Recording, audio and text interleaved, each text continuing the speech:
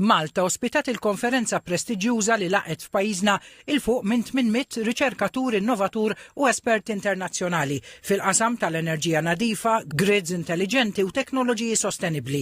L-avveniment li sar taħt il-patroċinju tal-Fondazzjoni għar-Riċerka u l-Innovazzjoni f'Malta ġie deskritt bħala mument kruċjali fil-vjaġġ ta' Malta biex tkompli tissaħħaħ il-qasam tar-riċerka u l-innovazzjoni u tpoġġi ruħha bħala ċentru reġjonali għall-enerġija u t-tranzizzjoni diġitali. Ospitajna l-ikbar konferenza teknika f'Malta b'100 delegat fejn iddiskutejna temi fuq l-elettriku biex ikun iktar intelligenti u sostenibbli. Il-professur Azzoppardi qal li l-fatt li l-IEEE, l-ikbar organizzazzjoni professjonali fid-dinja dedikata għall-avvanzi teknoloġiċi, għażlet lil Malta biex tospita din il-konferenza juri kemm il-komunità xjentifika Maltija tikseb rispettu viżibilità fuq livell Ewropew. Is-segretarju parlamentari Keith Azzoppardi Tanti faħħar il-ħidma tal-Fondazzjoni għar-Riċerka u l-Innovazzjoni f'Malta qal li din il-konferenza turi l-ambizzjoni ta' Malta li tkun parti attiva mill-pajsaġġ Ewropew tar-riċerka mhux bħala osservatur iżda bħala kontributur ta' soluzzjonijiet globali.